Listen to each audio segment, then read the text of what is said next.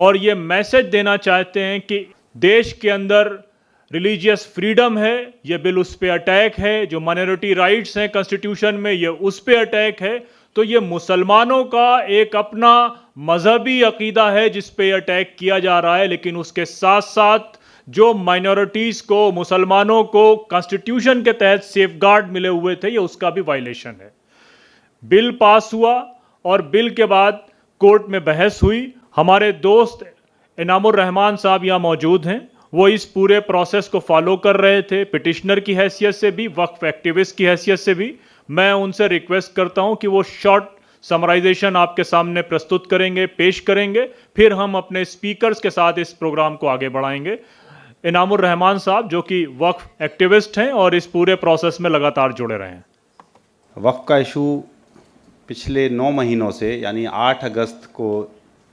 जब ये बिल पहली बार पार्लियामेंट में आया था, उससे लेकर अब मई में, जहाँ पे अब सुप्रीम कोर्ट में बहस 3 दिन से जारी है, 9 महीने का वक्त मुकम्मल हुआ। और इस 9 महीनों में इतने programme, conferences, press conferences, parliament की बहस, जेपीसी, तो कई चीज़ों में और कई प्रोग्रामों में बराबर लोग आते रहे, बात होती रही। तो कमोबेश सब लोग तकरीबन चीज़ों से वाकिफ़ हैं, मीडिया की वजह से भी। आज जब ये हेयरिंग चल रही थी, अभी तकरीबन 4:30 पौने 5 बजे ये ख़त्म हुई और ऑर्डर रिज़र्व हुआ, तो उस हेयरिंग के दौरान ये ख़्याल आ रहा था कि पूरी एक कम्युनिटी को 9 महीने से, उसकी पूरी लीडरशिप को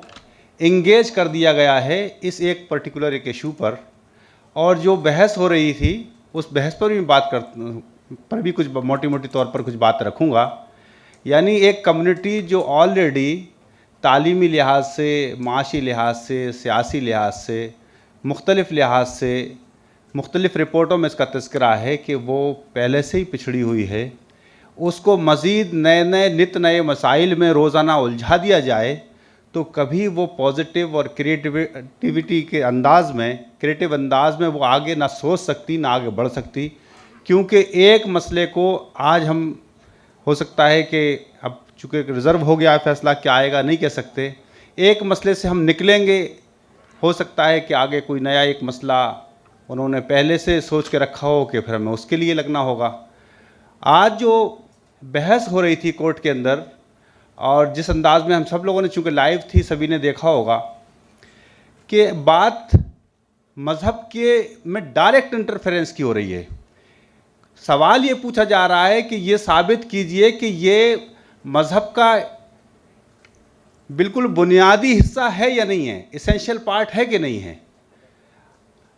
तो ये बातें कोर्ट के ज़रिए से इस अंदाज में लाई जाएंगी और डायरेक्ट इंटरफेरेंस किया जाएगा, जबकि वाज़े तौर पर अक़लियतों को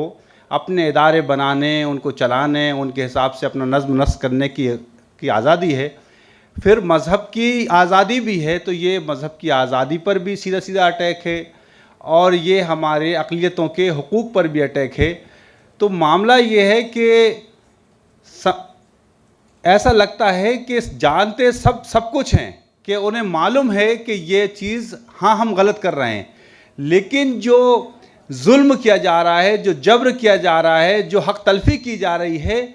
उसको भी इस तरह से पेश किया जा रहा है कि हमारे अंदर से ही, यानी मुस्लिम कम्युनिटी से भी, चाहे वो बहुत थोड़ी आवाज़ें हों,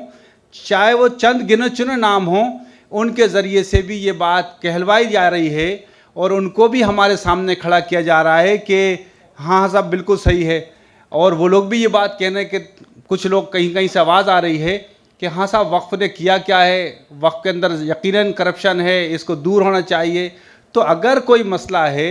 तो वो मसला हमारे अंदर से हम दूर करेंगे या कोई हमारे अंदर मुदाखलत करके दूर करेगा। अगर इस तरह से है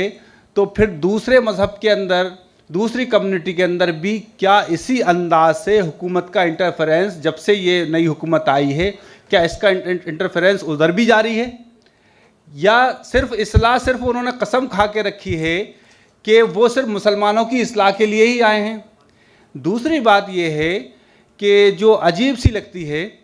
कि हुकूमत बनने के बाद ये बात कही जाती दस्तूर के तहत कि हुकूमत पर सबकी हुकूमत है,